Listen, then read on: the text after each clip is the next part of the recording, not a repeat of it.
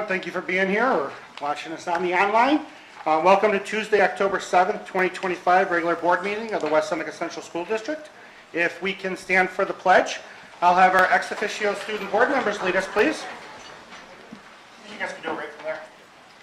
I pledge allegiance to the flag of the United States of America and to the republic for which it stands, one nation, under God, indivisible, with liberty and justice for all.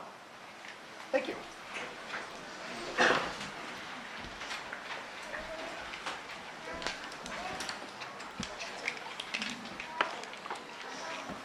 Move on to roll call. Start with Jeremy. Present. Sarah. Present. Laura. Present. Brian. Present. Cal. Present. Charlotte. Present. Laureen. Present. Marla. Present. Me. I'm here. Our wonderful superintendent. Present. Excellent. And just to let everyone know, Zach Armstrong is excused from the meeting. He'll be watching the meeting online and then reaching out with questions about the stuff afterward. So good to go there. We will move on to our school spotlight. Thank you, Mr. Bedian. Good evening, everyone. It's my honor to introduce some folks from East Middle School. We have Jason Marchioli, the school principal, Ms. Farley, the assistant principal, and some student representatives from East Middle School who are our featured school at this month's meeting. I'd like to welcome them and ask them to come up to the podium.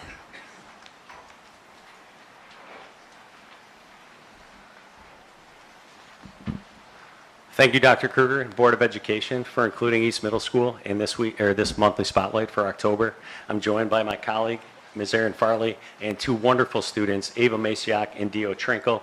Every single day on the East Middle campus, these two fine students exhibit the highest degree of character, school spirit, and involvement, and it's my absolute pleasure to have them and give them an opportunity to share some of the exciting things taking place on our campus tonight.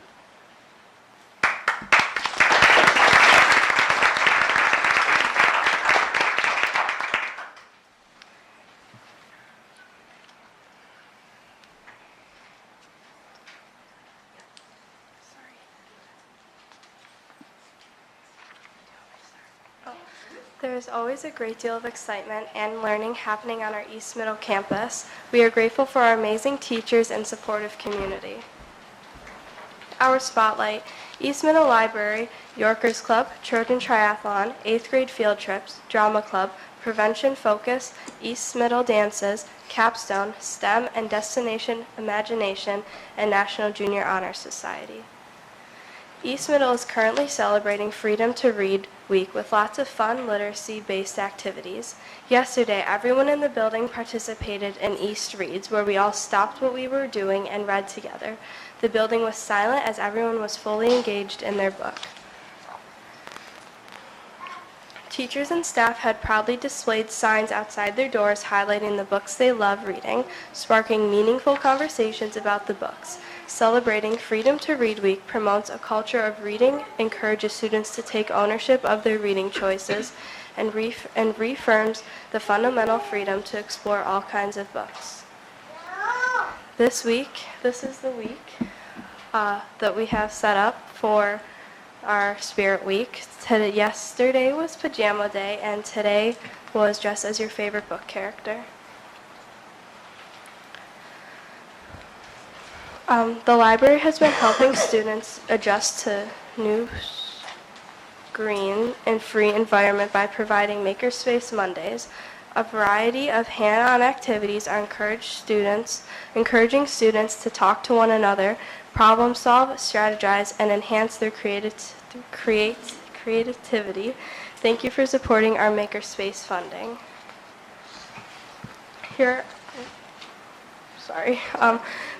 The Yorkers Club. The Yorkers Club focuses on giving back to our community and is led by the 7th grade social studies teacher, Mr. Paul Glico. This past spring, our East Middle Yorkers Club focused on a garden restoration project to further recognize West Seneca East graduate Lance Corporal Eric Orlowski, who gave his life serving our country in March of 2003 during Operation Iraqi Freedom. Erie County Legislator Lindsay Ligoro presented the East Middle Yorkers Club with an official Erie County proclamation for their efforts in renovating the garden. We are so proud of our classmates for such an effort on a meaningful, fourth annual Trojan Triathlon, Saturday, October 4th, 2025. Over 60 students from East and West Middle School participated in the swim, bike ride, and run on our East Side campus. Shout out to East Middle Health teacher, Mr. Jason Overton, for organizing such an awesome competition. Here are some photos of our Palmer Airline singing group singing the Star Spangled Banner and our classmates participating in the swim portion of this event. Here are some more photos of our classmates biking around. Here's our students running 4 times around the track at East High School. 8th grade Quebec trip, Wednesday, February 25th through Saturday, February 28th. During this time, we will be snowshoeing and tubing, visiting St. Anne de Beaupré and ice cave visit, and ice skating, and visiting an ice hotel. The 8th grade Boston trip in 2026, Wednesday, April 29th through Friday, May 1st. We will be visiting the New England Aquarium, Freedom Trail, the Boston Tea Party, Fenway Park, and a dinner boat cruise. Thank you. A special thank you to Dr. Krueger and our West Seneca Central School District Board of Education for approving these trips.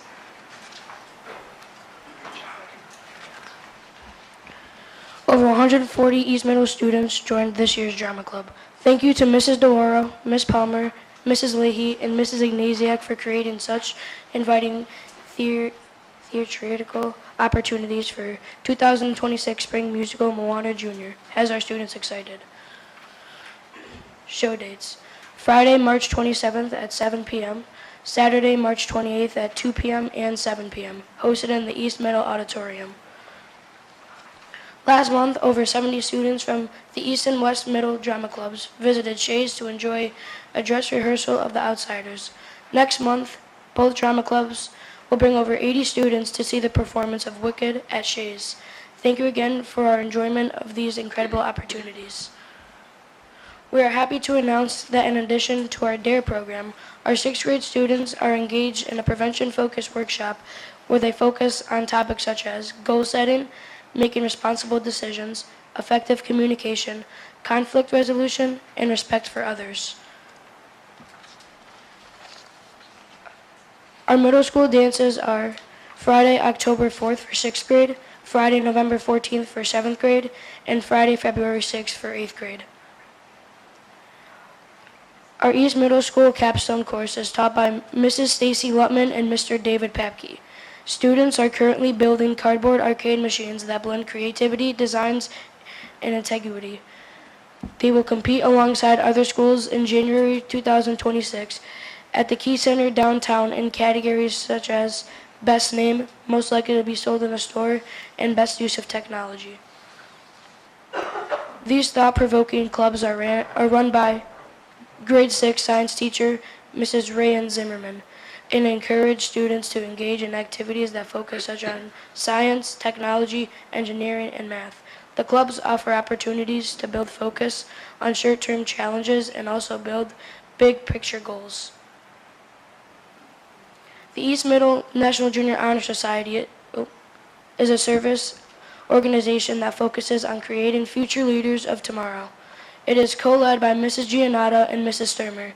Last year, National Junior Honor Society students hosted 2 East Middle dances, made fleece tie blankets and friendship bracelets to donate to the Roswell Children's Cancer Center, wrote over 140 letters to staff members for the annual Spring Teacher Appreciation Project, volunteered at events such as the Trojan Triathlon, 5th grade information night, East Middle School musical, Spring Fest, the Spaghetti Dinner, and the 8th grade Cannon Bottle Drive.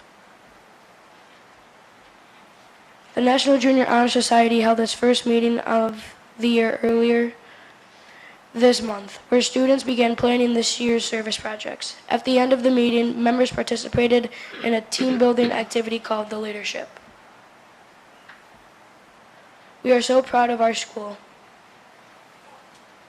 Thank you for having us.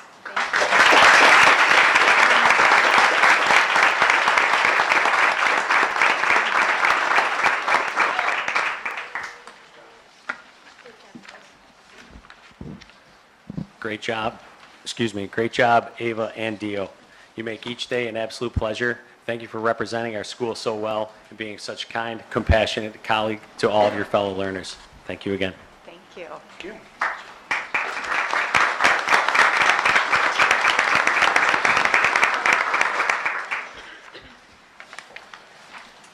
Dr. Krueger is going to lead us with student recognition. Yes, thank you. It is my honor to recognize a few very deserving students at tonight's board meeting. First of all, I just want to get the slides up so you can see the wonderful students that we're about to recognize. Thank you. So first, I'd like to recognize 3 students from West Senior High School. These 3 students were very acutely aware when one of their classmates was having a medical emergency and a medical issue. They assisted their classmate. They remained kind, calm, and compassionate, and really assisted the adults, both the teacher and the nurse who responded to the scene. So it is my honor to recognize Brooke Delaney, Ashley Hiltz, and also Abigail Redman. And tonight, Brooke and Ashley are in attendance for tonight's board meeting. I'd like to ask them to come up to the podium to be recognized.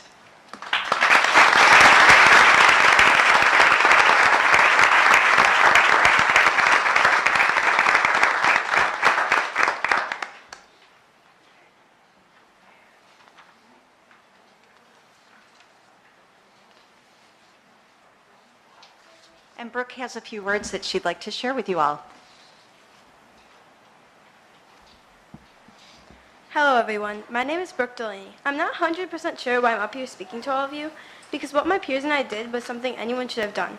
I guess after speaking to my mom and other adults in my life, I do understand now that in a world like we have today, people don't always do the right thing so easily. Now more than ever, it is important to help someone in need, be it an act of kindness or during a medical emergency like my peer had. You never know if helping them could either save their life or change them forever. 2 of my peers and I knew what to do because our guardians taught us how to respond if anyone was to ever have a seizure next to us. I called out to our teacher as soon as I noticed them starting to have a seizure. Abby started counting to track how long it lasted. It is very critical to know, so if they need life-saving medication, they can get it. Ashley helped keeping them safe from hurting themselves while convulsing until more help arrived. I was told by an adult that most people wouldn't even know what to do, and not everyone would remain as calm in this situation. People all around us every day have underlying conditions that others may not know about. Be aware of your surroundings and get help if you ever see anyone that might need help. Don't be the one behind the camera. In fact, don't pull it out at all. Don't be a bystander, be a upstander. Be part of the solution. You can change your life in a matter of seconds if you pay attention and help them. Thank you for your time and have a fantastic rest of your evening. Remarkably wise words.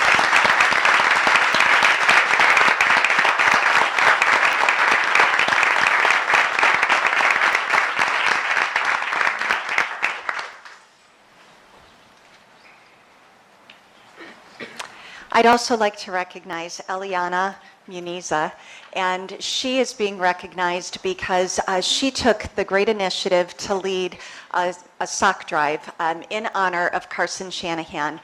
Carson was known for wearing his crazy socks and his love of socks, and Eliana started a sock drive to gather grip socks that can be worn by patients in the hospital at both Oshai and or Roswell Park Cancer Institute. So it is my honor to recognize Eliana tonight, who had quite a successful drive here in our school district, but was recognized regionally at the Hope Rises Shine Gold event, where Ford Motor Company also made a donation, and now we have donated over 2,000 socks, all based on her initiative and her leadership. So please join me in recognizing Eliana.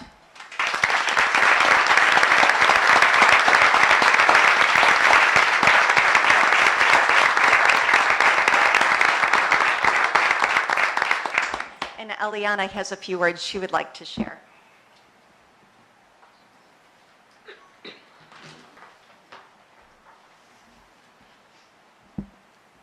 This drive that I started could not have been possible without the support that I had from so many different people. I am incredibly grateful to Dr. Krueger and the district administrators for allowing me to set up a collection box in every school. A special thank you to Mr. Keene, Ms. Bongiovanni, Ms. Smart, Ms. Kempf, and all of my other teachers for your support and encouragement during the Get a Grip on Cancer drive. Thank you to all of the West Seneca Public Relations Department for helping me spread the word through the school district's social media platform. I am thankful to the members of the West Seneca community and beyond for every pair of socks donated, along with all of the kind and thoughtful messages that came with each package delivered to my house.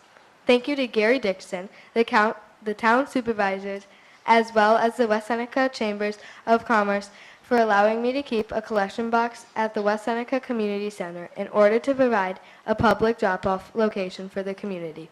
A huge thank you to Joe, the store manager at the West Seneca Home Depot, for generously providing the boxes, paint, and supplies needed to make this initiative possible after my parents got me started.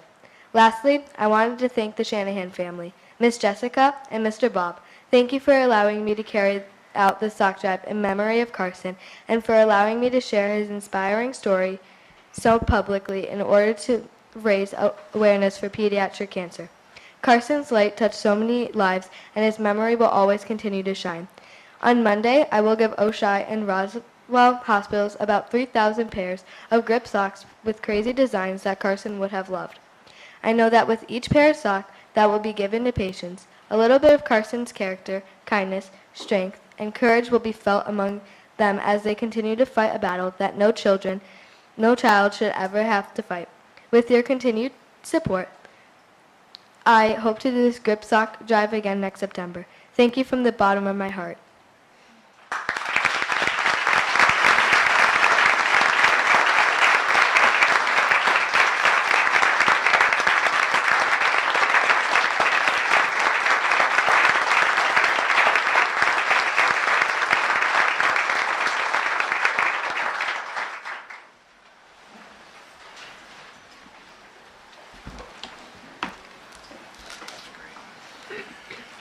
Move on to our student ex officio board member report. Charlotte. Hello. As some of you may know, this week starts the beginning of homecoming week. On the east side, it's a little bit different. West and east don't do exactly the same things, but it's still homecoming. We start off with theme days every single day, consisting of class color, ages day, soccer mom versus barbecue dad, green and gold, jersey day, and anything but a backpack. On Wednesday, we'll have a powder puff game, which is juniors versus seniors play flag football. Seniors most of the time win. And then normally after would follow bonfire, but this year, due to the fire ban across New York State, the bonfire will be canceled. On Friday during school, there'll be the annual pep rally consisting of games and honoring all of the sports team captains, and then ending the week with the dance on Saturday from 7 to 10. As upcoming events, there's a Connect Life blood drive on October 17th from 8 to 1 in the East Senior Gym.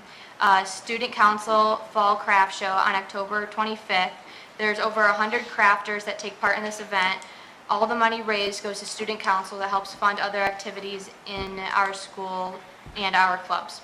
And then at the end of the month, we'll host the West versus East football game Friday, October 24th.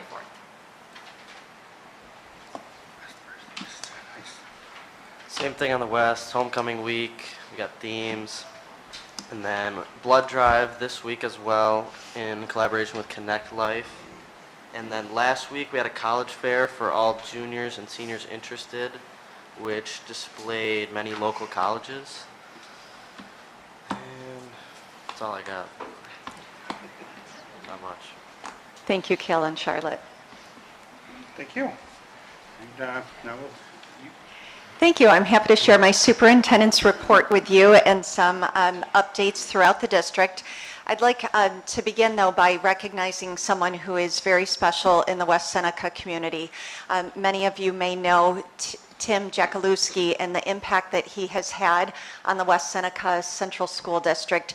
Tim was a founding father of our academy program, and he served and donated and devoted countless hours to supporting our academy program, from fundraising efforts to events to trying to recruit other local business leaders to expand internship and workplace learning opportunities for our students.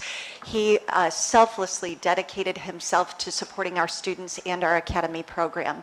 And I'd like to ask that we honor Tim with a moment of silence.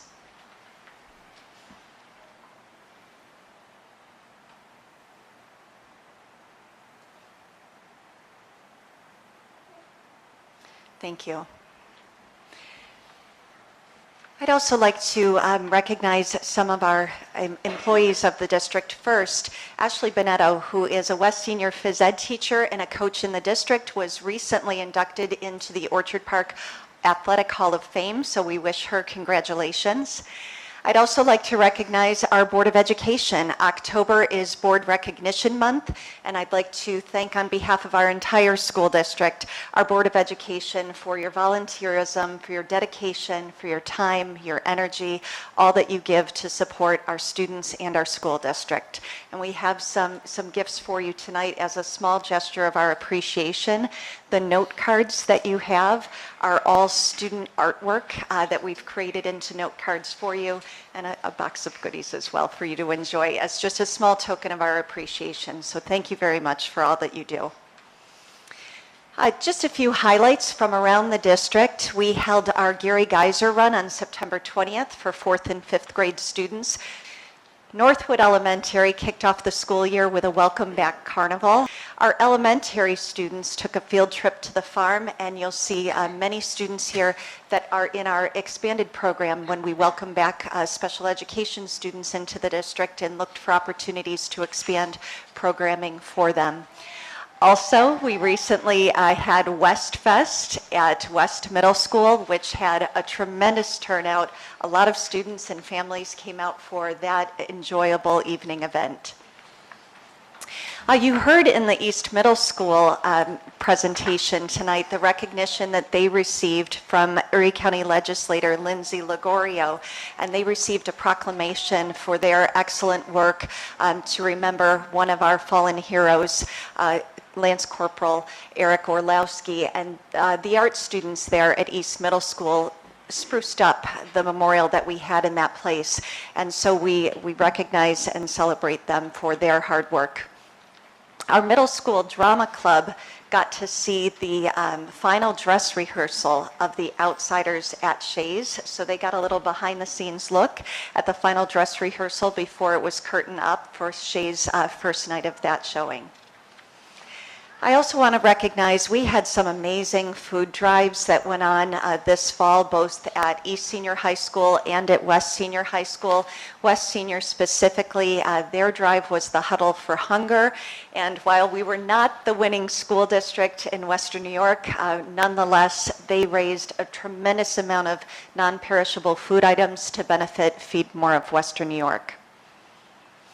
Our marching band is having an amazing fall season. I wanted to note there that recently in a competition in Lancaster, they placed second and posted the third highest score in their class across the entire state, out of the entire scores that were posted that weekend. So they are having a phenomenal season, and later in my upcoming events, I've highlighted an upcoming competition of our marching band in case you'd like to visit them.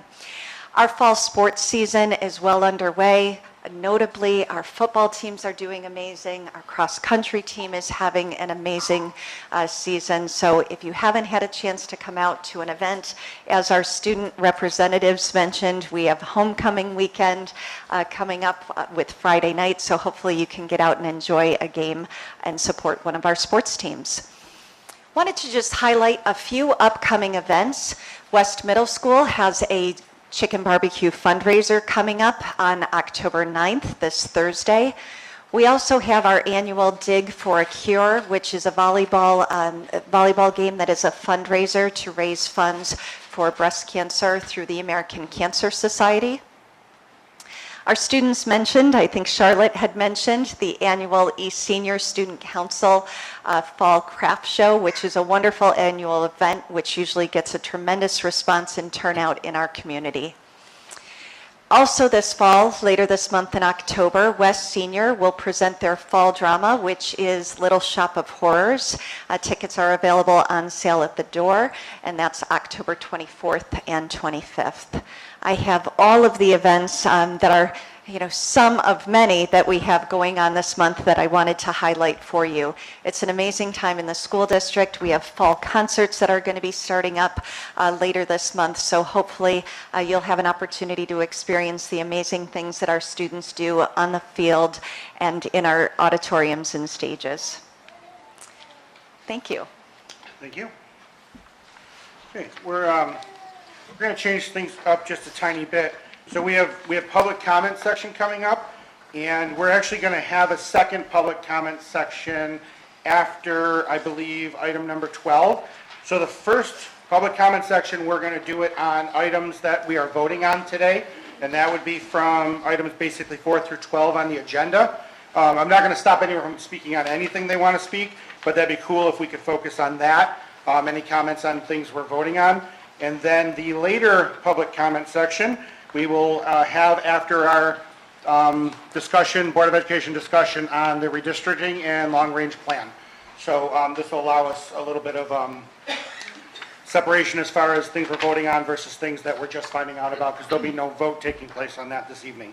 So that being said, I will ask if anyone wants to come up to the podium. I do have a sign-up sheet here, and Mr. Vanderlip is on it.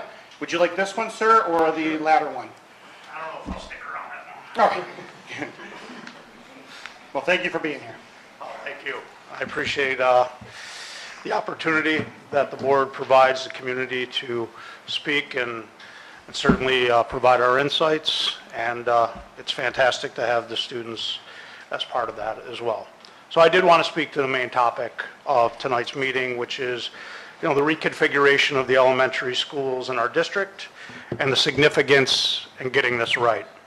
I choose the term reconfiguration because, as I have constantly stated in my time as a board member and prior to that, this is the action which is absolutely needed.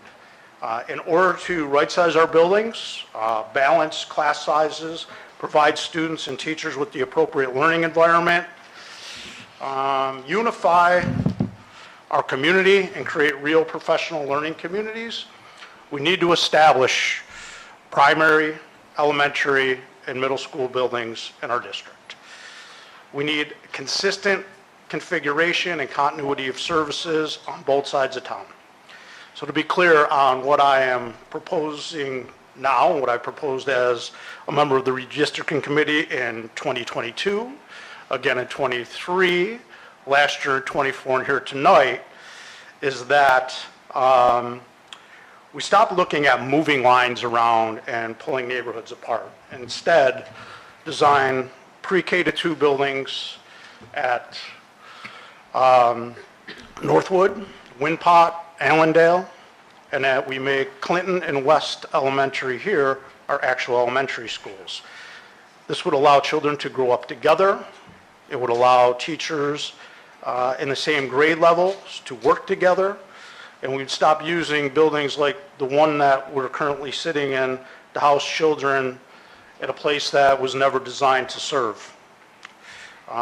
Instead, let's use our buildings to create spaces which foster friendships, unify neighborhoods, and create a school climate where a love of learning is born and hopefully blooms. And I would ask just one more small favor. I'm hopeful that our board members will engage in public conversation on this topic tonight. And again, illustrate that transparency is not just a campaign slogan or something we say, but really one of our core principles. Thank you. Thank you. Thank you, sir.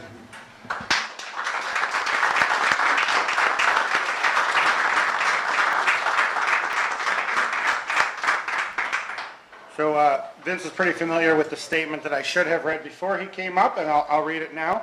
The board will now entertain, or previous to Vince coming up, public comment for 30 minutes, with each speaker given 3 minutes. When called, please step up to the podium and state your name and address. Please be respectful in your comments and do not divulge any personal or confidential information. For example, names of people or situations.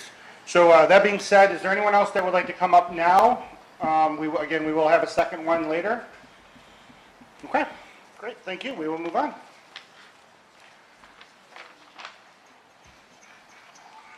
Next, number 3 is our presentations, our external audit report. If we're going to call up to this podium to do the report now. Okay, if you guys want to come up, we can go through our external audit report. Drescher and Malecki. Sorry about that. And I believe the board has the packets in front of them. I know they were emailed ahead of time, but do you have that? Good evening. Good evening, Matt Montalvo from Drescher Malecki. We're here to present the results of the district's external audit for the year ended June 30th, 2025. So we have a PowerPoint presentation to go through that overview. We met previously with the audit committee and went through a detailed report on the audit, and we're here to share the results for the full board. So the products of our audit, we kind of outlined the key deliverables or the final reports that you will get as a result of the audit. The main component being the basic financial statements. So that's really the goal of an external audit on the financial statements, is you're hiring an independent third party to provide an opinion on whether your financial statements are fairly stated. So essentially, are they reliable? Can we as a board rely on our internal records and our financials to make budget decisions, to make operational decisions? So that's why the basic financial statements, getting that independent verification is really a key component. As far as the management letter and auditor communication letter, I'll outline the major components on that on a further slide. The last component is the extra classroom activity report. So we look at the cash receipts, cash balances, and cash disbursement of your extra classroom activity clubs. Going further into the auditor communication, I touched on it a little bit, but our responsibility under our standards is to form and express an opinion on the financial statements. So we don't take responsibility for the books and the records. That's the responsibility of management. We come in as an independent third party and provide an opinion on the financials. So we do plan on moving forward with what's referred to as an unmodified opinion on the financial statements. So that is a clean opinion, the best you can do from an audit standpoint. We're never going to say they're absolutely 100% correct. We don't look at every single transaction of the districts, but we do believe that based on our audit, they are fairly stated, they're reliable financial statements. As far as the significant items, those are disclosed in the financial statements. Not a lot of changes from the prior year. Independence, this is again a requirement of the audit and kind of the key component of an audit. Us as auditors being free of conflicts of interest. So we're objective in performing the audit and then ultimately providing that opinion on the financial statements. And then as far as other matters, we didn't have any difficulties performing the audit, no disagreements with management. No one withheld records. We were able to perform a full and open audit and then ultimately provide that opinion on the financials. Any questions from the board as far as our communications before we get into more of the financial statement numbers? Okay. We'll start with a 5-year trend. This is an operation trend, simply your revenues versus your expenditures over the last 5 years. What jumps out at you is that revenue line and the expenditure line are starting to close in and come together. So the end of 2025, almost exactly break even. We actually decreased fund balance about $82,000. So when you're looking at your revenues and expenditures of around $158 million, an $82,000 decrease is very minimal, almost, like I said, a break even point. That's not a bad place to be. That really is the goal of a school district, a local government, is to have a balanced budget. Your goal is really to provide the service, and that revenue is supposed to meet those obligations. So the last 3 previous fiscal years, you've been able to generate a surplus. Certainly the revenues, if you track the last 5 years on both the revenue expenditure side, pretty significant increases from around 125 million to upwards of 158 million. So a lot of those components are state aid, real property taxes, sales tax that is provided from Erie County. So those major revenue sources, but really on the budget side, this is the trend that we've been seeing around New York State. Salaries, benefits, contractual costs, everything is going up based on inflation and contractual obligations. So this is a fairly predictable trend, but right at about a break-even point at the end of 25. How does that impact your fund balance or your equity position as a district? Like I said, right around your total fund balance was right around 35 million, consistent with the prior year. We break it into different components because these are important as far as what is available versus what is restricted. So your restricted fund balances, and these are your legal reserves, right around $23 million. The major reserves you have in place are your retirement contributions related to workers' comp obligations, and then capital projects. So these are set up under general municipal law, and they can only be used for those purposes. The unrestricted portion's about $12.5 million.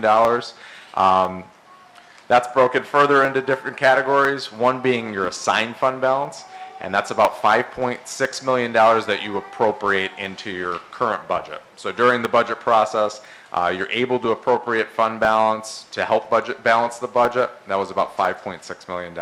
There's no guarantee you're going to end up using that, but it does help keep the real property tax level at a lower level.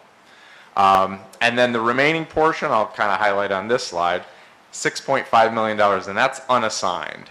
So that's really the only truly available fund balance that you have as a district, and that's what you can help, that helps with your cash flow.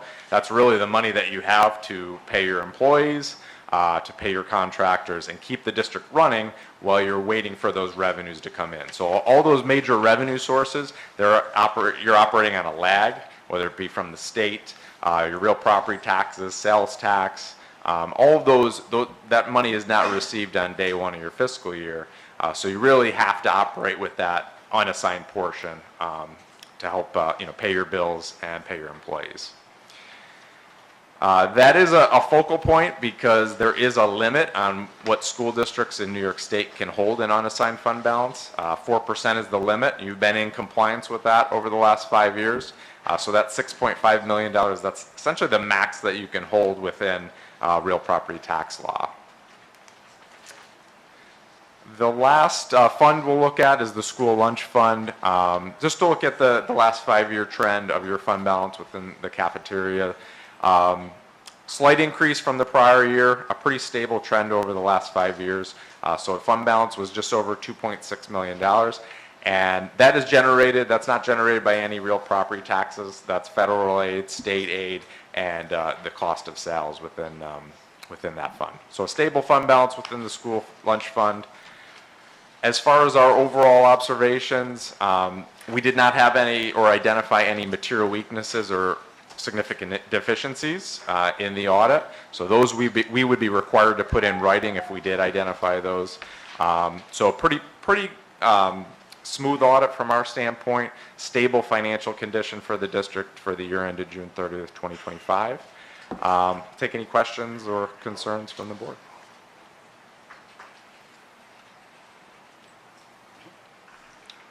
I sat through our little meeting before this to go through it, and the money that we have, Unassigned, yep. Unassigned reserves, like that kind of helps us get through the beginning of the year. If that's the case, we have that money to kind of pay the bills and everything till the tax revenues start coming in later in the year, or the reimbursements on stuff. Yep.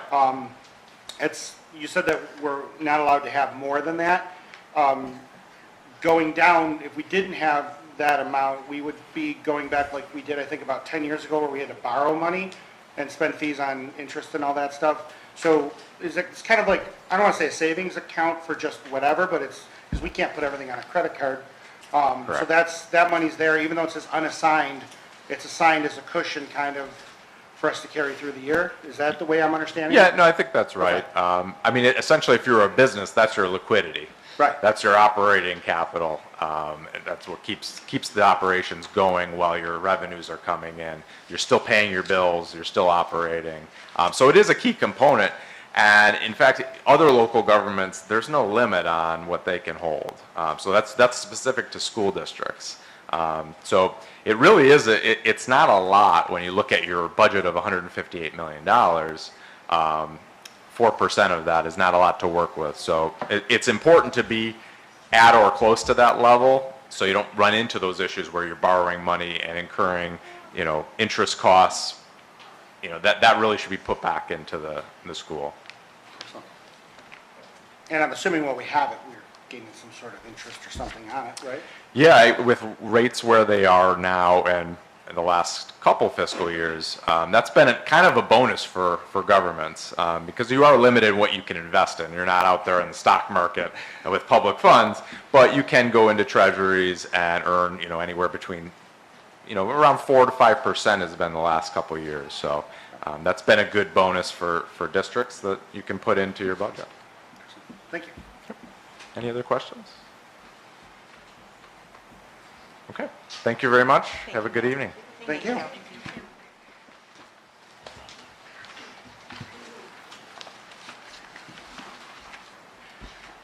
Have a good night. Move on to number 4 now, personnel. If I may have a motion on 4A, please. We'll be abolishing some classified positions. I'll make a motion to approve 4. Laura, motion to approve. May I have a second? I'll second. We'll Either one. we'll go with Sarah this time. I heard her first. Sarah, second. Is there any discussion on this? I believe it needs to be amended. For the abolishment of the positions, it says the assistant cook, the laborer, part-time, and laborer, what I believe it should be cleaner and cleaner part-time.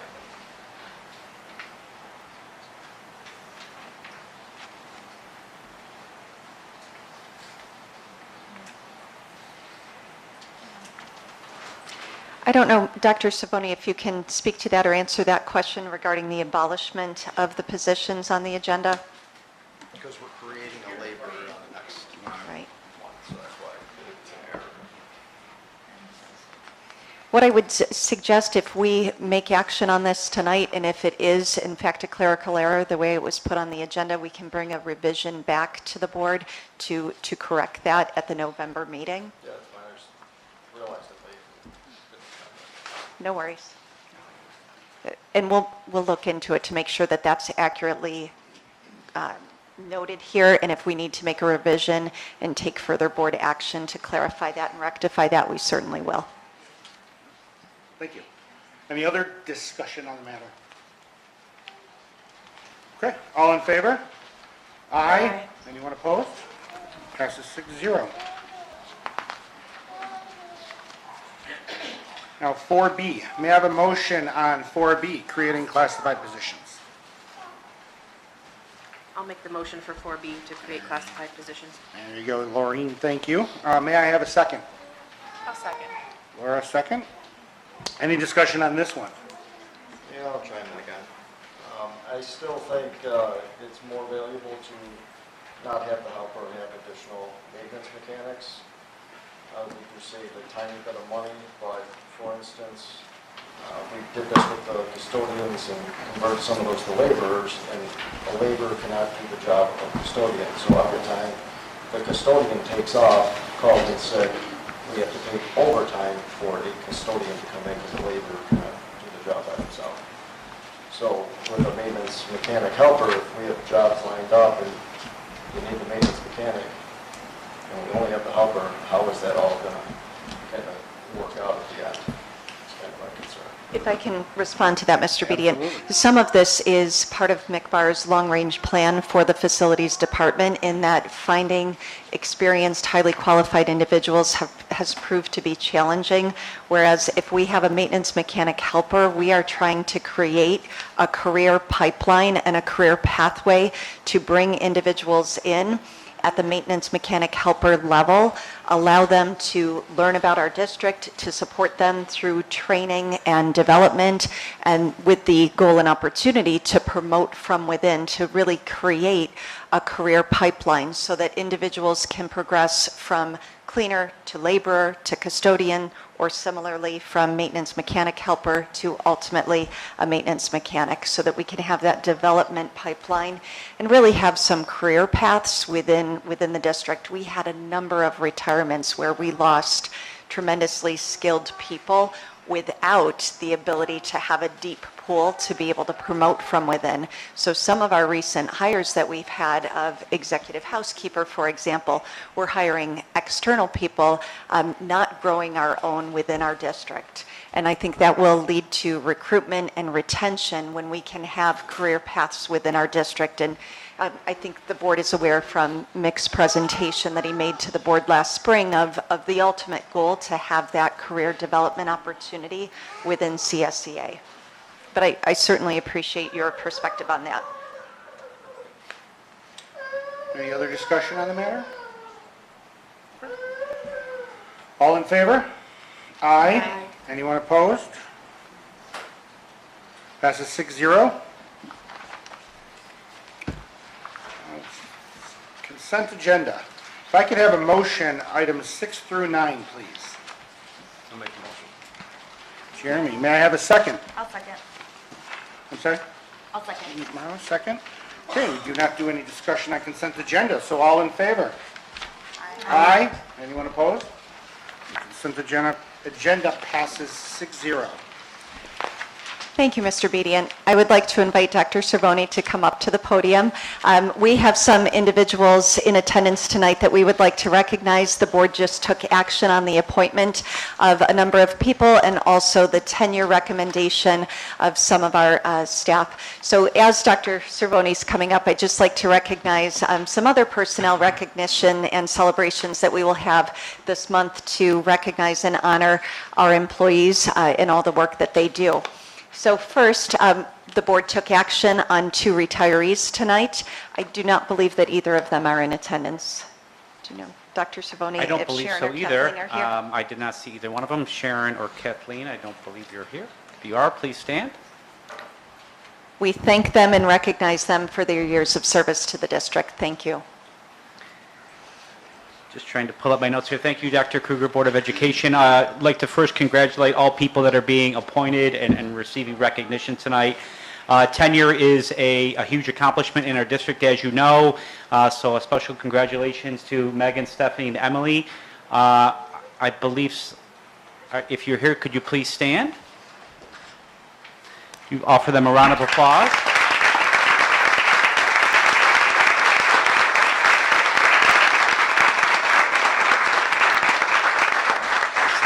Incredible accomplishment, and we look forward to you working with us for many years to come. So, congrats. Congratulations. And we have several personnel appointments as listed here. It is a busy time this fall, and we are very excited about that. I would like to, I know we have a new administrative hire here, and I believe I saw Diana. If you could please stand. Diana Nigro will be joining our district next month as our Director of Professional Learning, and her responsibilities will be finding ways to develop all of our employees, from our administrators, our teachers, civil service, and continuing our mission towards being lifelong learners. So Diana comes to us from Orchard Park, where she's currently the principal of Ellicott Elementary. You here with some family? Yes, my daughter, Adriana, and my husband had to leave with my son, but thank you. Congratulations and welcome to West Seneca.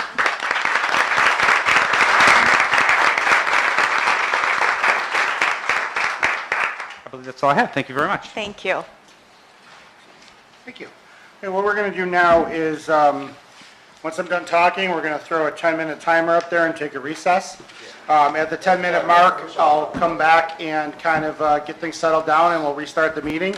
Just gives everyone a chance to maybe use the restroom or grab a drink of water. Plus, we get to meet the new hires or people that have, been recognized one way or another, and the board will get a chance to talk to them since we don't necessarily get to spend a lot of time in the schools during the day. So we'll do that now. Thank you. we will continue now. We'll move on to number 11, new business. I think, want to do a recap now or during discussion on the bond resolution? Okay, great. May I have a motion on 11A, please? I'll make a motion to approve 11A. Marla, motion to approve. May I have a second? I'll second it. Maureen, second. Okay, move on to discussion. Does anyone here have anything related to it? Otherwise, I'll have Lisa do a nice recap for us on it. Sure. The resolution under new business 11A is the bond resolution. Just to remind the board, this is for the funding of our $8.5 million auditorium infrastructure capital improvement project. And this authorizes the district to borrow the funds. It's $6.4 million that we are going to be borrowing so that we can invest in our auditoriums as we've outlined with the community. The remaining portion is that local share that will be covered by capital reserves that the district has so that there is no additional tax impact on our taxpayers. But this is authorizing us to do that initial borrowing, and then of course we get state aid reimbursement back on this project, which will pay back that bond. Excellent. Thank you on that. Sure, you're welcome. Now double check. Any other discussion on it? Okay, all in favor? Aye. Anyone opposed? Passes 6-0. Thank you. Thank you for that. Absolutely. Now, unless anyone has anything specific they want broken out, if I can have a motion for the rest of new business, please. Break out, Kate. Yes, sir. Let me just dig it up. Okay. So what I will do is, I'll take anything anyone wants to make a motion on, but I would like a motion on 11B through 11J.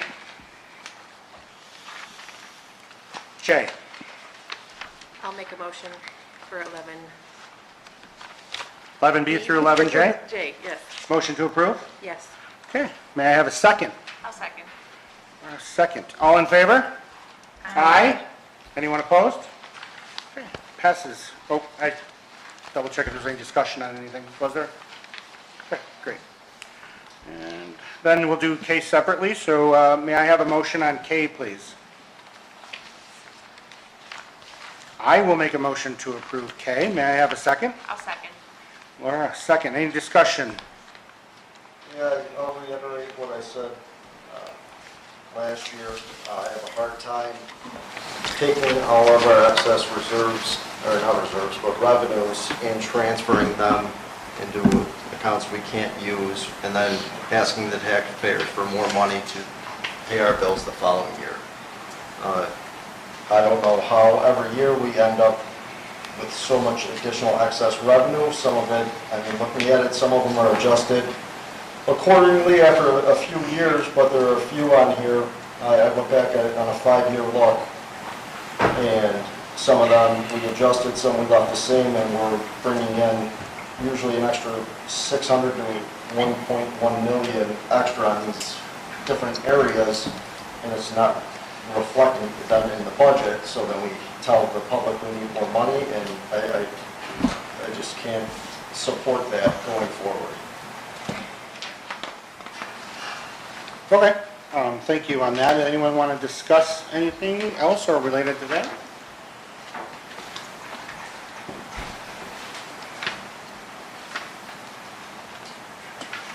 I'm just looking to make sure I don't have a question or anything.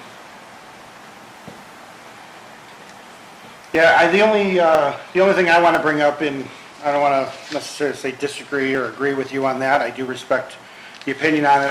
I support moving some of the money into the capital reserve. Bus reserve, obviously, we have to fund that to pay for buses, in my opinion. But the capital reserve is something that I think I was involved in us creating it, if I'm remembering correctly, using it. Money we put in there, we then can use. If my understanding is correct on this, that can be turned into larger sums of money because we do the matching funds and we can fund the projects.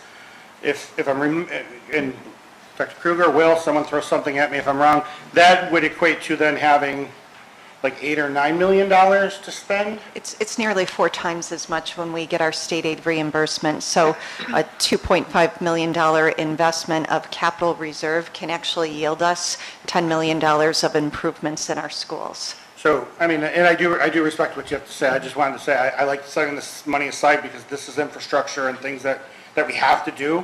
So setting it this way instead of taking the money in the future, I support, but again, I also support everything, spending money wisely, so. I don't disagree with you on that. It's just every year. It's not just last year, it's every year. We do the budget. We always claim we have to take out of the reserves and raise taxes to pay the bills. And if we don't pass this budget, then we got to go to this contingency budget. And we did it again last year, and I believe there's a little discrepancy on the audit report, but we had roughly $9 million in excess revenue. That's absurd. To tell the taxpayers we need a couple $1 million, but hey, we brought in $9 million more than we expected. So we're now going to dump in our reserves, and now next year we're going to ask you for money again. I think that's wrong, and it should not be done that way. Okay. Yeah, and I'm just having conversation here. I would rather, I believe if I'm not mistaken, we spent about 98-ish% of the money we brought in. I believe we've spent it wisely over the last few years, very wisely. But I don't know, if we would have budgeted expecting more and things went the other way, we can't adjust for that. I mean, I know 9 million, and I know it's a lot, and it's a lot in our community, but the other way we can't correct it, but 9 million out of 165 million, you know, we're not growing by 9 million every year, otherwise we'd have tons and tons of extra money. We're finding ways to spend it wisely, in my opinion, and spending it on things that will actually cost us more in the future. So I love where you're coming from, and obviously, you know, just the way I look at it. So discussion on it. It's a little awkward. I'm not trying to argue with you. I just like to discuss things publicly. It was 98.7% of the budget that we 98.7%? spent based on what we budgeted. And I get it. You know, you don't necessarily look, we spent all the money. I believe we've spent it in good places, and that's where I'm okay with it. And there are a lot of things that they went through in the committee meeting today with us that are done on complex formulas. So we're doing things based on predictions. We set our budget based on the January state budgets for some of our funding sources.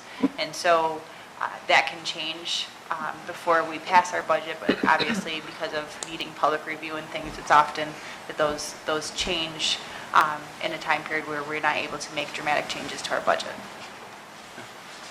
Nice back and forth. If there is a discrepancy or anything, if you want to catch up with me, I'd like to take a look at it, just find out on it. Because I sat through the original meeting too. So, anything else? Anyone? No? No? Thank you for everyone's input on that. All in favor of K? Aye. Anyone opposed? Aye. Passes 5-1. Thank you. Looks like L, if I can, that might be it, huh? Can I have a motion on L? I'll make a motion to approve L. Motion to approve L. May I have a second? I'll second. Second. All in favor on L? Oh, any discussion? Well, since we're on it, I will point out the error right now. Excellent. That I believe is there. For the entire year, we get these monthly revenue reports, and for the entire year, the lottery, and this is a trend year to year, is estimated at $10 million. And then for some reason here on the original, it says we were estimating $12,250,000. So at the end of the year, it looks like we got $2 million less roughly than we did, but we actually should have received, there's about $300,000 more than that. If you don't mind me, I don't want to interrupt, but what page, do you have a page number on that, just so I can pull it up? Page 60. 60? Thank you.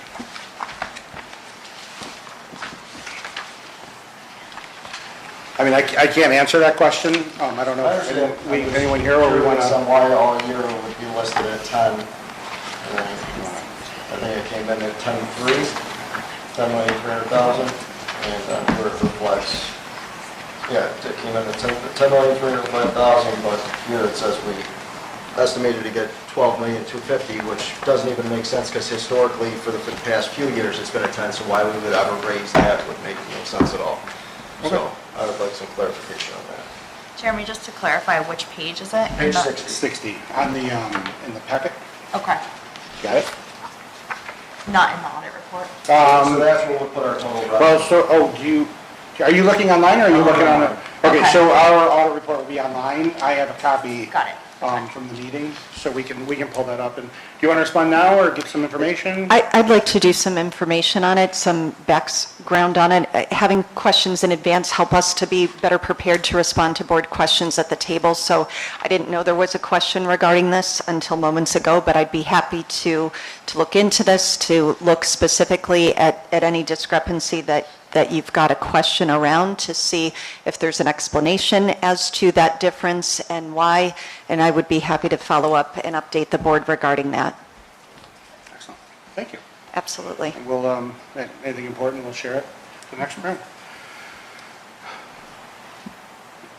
Is that something that we want to table, or do we want to? No, I mean, I'm willing to vote on it, Yeah, but, I mean, it's not going to change anything but some numbers, but it's, yeah. I'm fine voting on that as well. Okay. Yeah, as we're, you know, with approving the report still can be fixed if there is an issue or something, but it may be just a change in numbers, so we'll find out.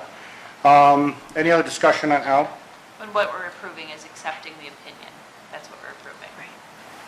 Yeah, so Yeah. it's okay if, yeah. Any other discussion? Okay. May I have the motion, all in favor? Aye. Anyone opposed? Passes 6-0. Thank you.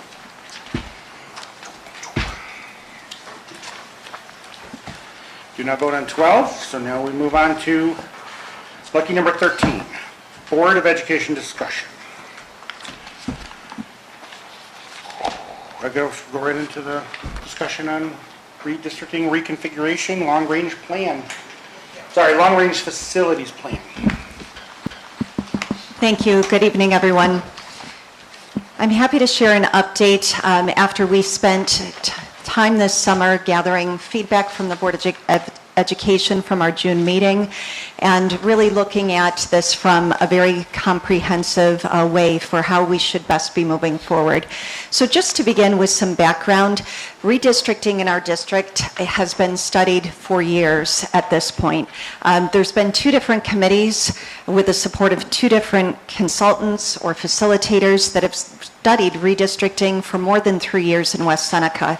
And there's some main concerns that are driving redistricting, specifically the enrollment and class sizes at Clinton Elementary, where class sizes right now are beyond the board guidelines. We currently have 27 to 29 students in our 5th grades at Clinton Elementary. At Allendale Elementary, our enrollment is beyond the capacity where there's not adequate space for us to deliver our intervention services, with interventionists working in hallways, in locker rooms, and in other spaces. And our enrollment at West Middle School, where we have teachers or courses without designated classrooms during the instructional day. So some possible solutions that have been explored by prior redistricting committees are redistricting, which is often simply moving students from one attendance area to another. Reconfiguration, which is really changing the ways in which we use our schools. Our elementary schools specifically right now are K-5 schools. We have 2 schools that also house pre-kindergarten, but we have K-5 schools, 6 through 8 middle schools, and 9 through 12 high schools. So a possible solution would be utilizing those schools in different ways and reconfiguring the grade level bands within the schools. And we've been asked by the community, some residents who did not want us to disrupt boundaries of school attendance areas and have suggested that we consider additions onto our schools. But that is not going to be my recommendation. I don't believe it's wise for our community. We would receive absolutely no state aid on any additions that are done to our building. The state looks at the population that we have, our student enrollment, and the space that's available within our district, it would not be a wise investment for the state to invest state aid in a district that has space available. So reusing or repurposing our existing footprint would be a possibility, but putting an addition onto one of our schools would yield us in no state aid reimbursement whatsoever.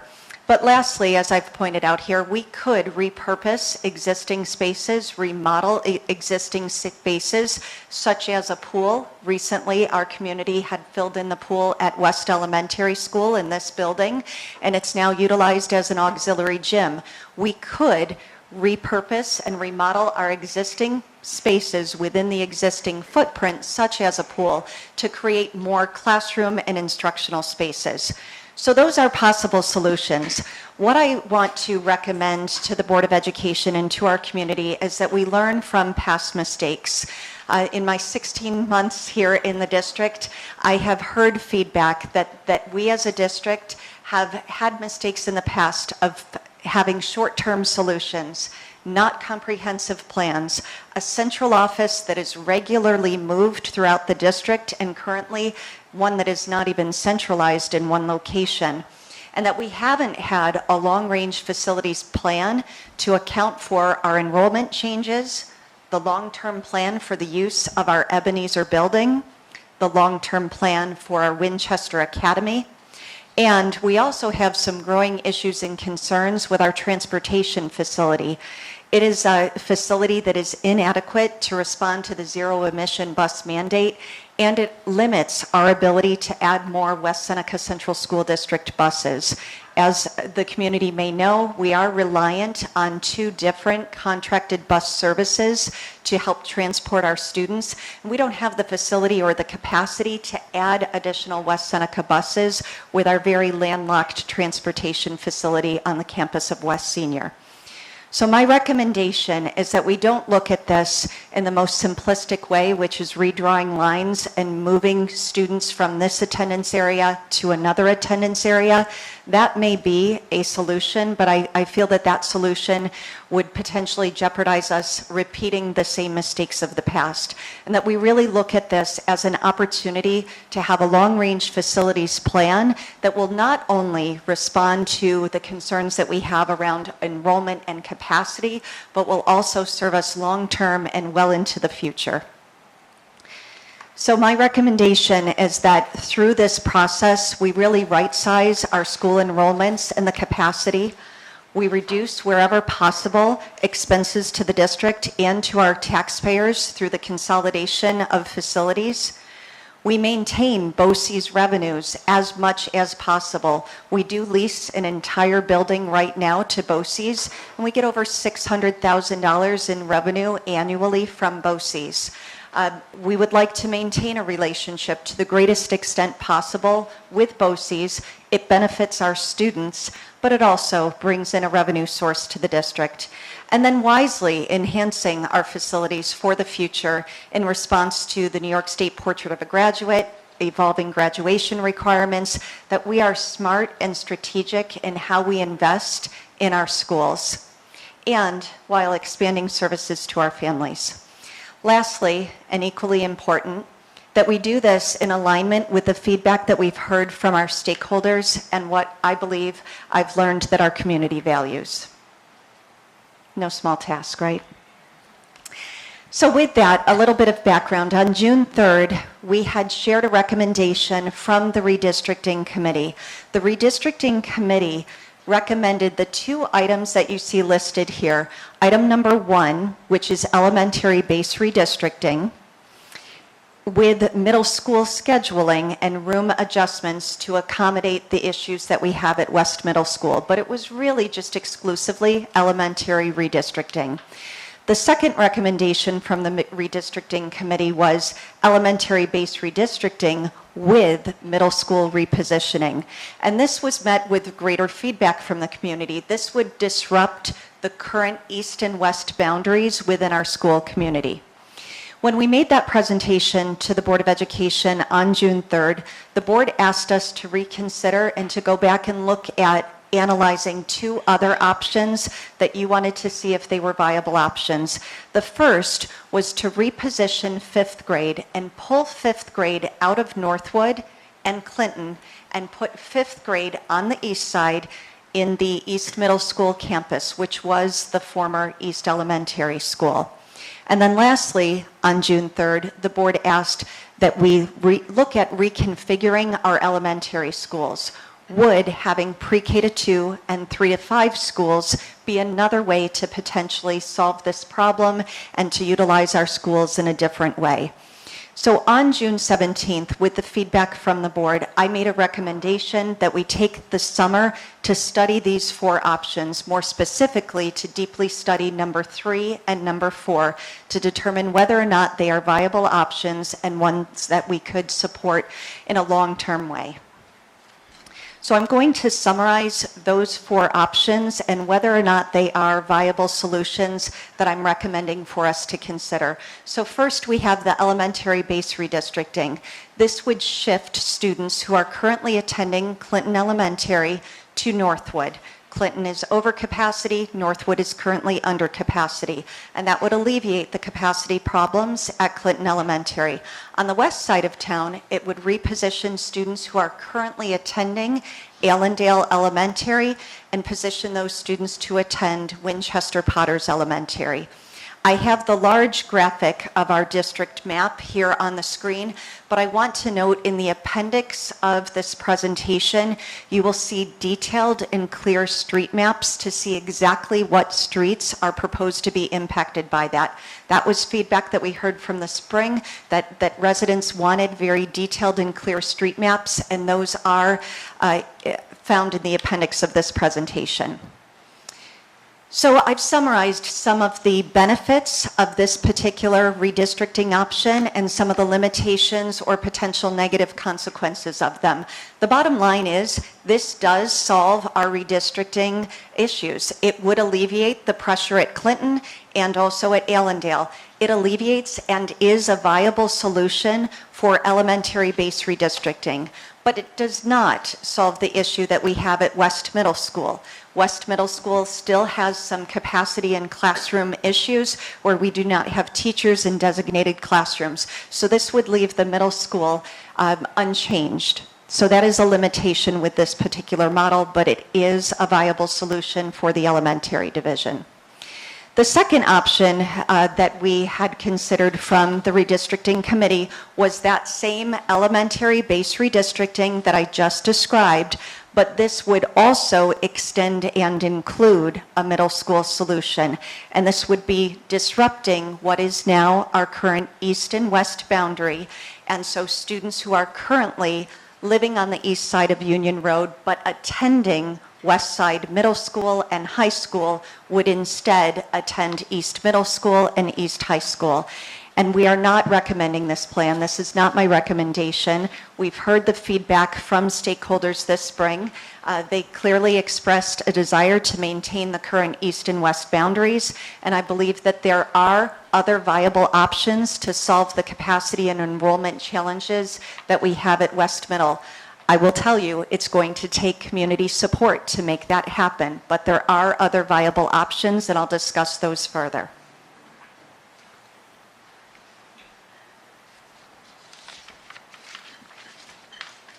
The third option that we were asked to explore this summer is the repositioning of fifth grade students on the east side of town. This would pull fifth grade out of Northwood and Clinton. Those two schools would become K-4 schools. The west side would remain K-5 configuration. And what this shows is how it would change the enrollment in those schools. And I will summarize to say that this would solve the issue at Clinton. If we pull fifth grade out of Clinton, Clinton decreases in capacity. They can enjoy much more reasonable class sizes. However, this solution also would pull fifth grade out of Northwood. That is not what we need. Northwood is already underutilized. By pulling fifth grade out of Northwood, Northwood would become a dramatically underutilized building, and we would take away capacity on the campus of East Middle School. And if we want to do this right with a long-term strategic plan for facility use, we have to be smart about how we utilize that former East Elementary School and the entire square footage that we have available at the East Middle School campus. By bringing fifth grade over to the East Middle School campus, it would truly limit our ability to solve other issues that we have in the district, such as where our central offices are located. And I've gone on record, and I will still say it, I don't care where my office is located. We need to serve our students first. But if we're not thoughtful of where our central offices are, we will risk repeating the mistakes of the past. Our central offices are not centralized. They're in 3 different schools right now. And special education has not been strategically planned for. Special education is often put in each nook and cranny where there's space. We have the opportunity to really look at facility usage in a bigger sense. And yes, it makes it more complicated. It makes it more complex. But it is the right way to go about this. So I am not recommending that we pull fifth grade out of the East Side schools and put them on the campus of East Middle School because of the ripple effect that that would cause that I don't believe is in the district's best interest. Then lastly, option 4, reconfiguring of pre-K to 2 and 3 to 5 schools. What this model would potentially look like is on the west side, we would have pre-K to 2 schools at Winchester Potters Elementary and Allendale Elementary.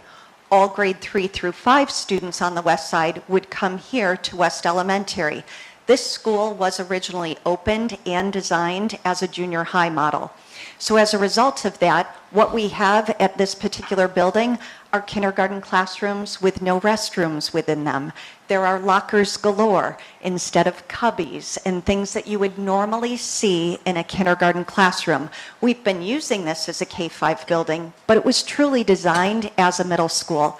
By adopting a model where Winchester Potters and Allendale are pre-K to 2 buildings, it allows this building to be utilized for the student population that it was really designed to be. And there's some other instructional benefits that I'll highlight for you as well. On the east side, our vision is that pre-K to 2 would be at Clinton Elementary. And the reason for that is we did a class count of how many classes, based on square footage of the classroom, and how many classes have restroom facilities within the classroom, and the greater number of them is at Clinton Elementary. And so the recommendation and vision would be pre-K to 2 at Clinton and 3 to 5 at Northwood Elementary. And again, this would solve the elementary capacity and enrollment issues. It does not address the middle school capacity issue that we have at West Middle School. So this is what the configuration would look like of the pre-K to 2, 3 to 5 model. You'll see on the right-hand side the population that would be really the entire east side would attend pre-K to 2 at Clinton Elementary, 3 to 5 at Northwood. On the west-hand side, you can see that dark blue boundary. North of that dark blue boundary would attend Winchester Potters for pre-K to 2. South of that dark blue boundary would attend Allendale Elementary for pre-K to 2. And again, as I noted before, we have zoomed in magnified views of street maps where you can see the street names in detail in the appendix of this presentation. Some of the benefits or limitations allow us to maintain the current east and west boundaries. It is a viable solution for addressing our elementary capacity concerns. There's some great opportunity here for us to really have specialized schools where we have early childhood centers that really focus on the needs of developmentally young students, pre-K to 2 students, and likewise intermediate schools that would focus on the needs of students in grades 3 through 5. It also has the opportunity for us to really specialize our student programming options, everything from assemblies that we offer students to the programs we offer, and our staff development could be concentrated and really focus on a primary school and an intermediate school model.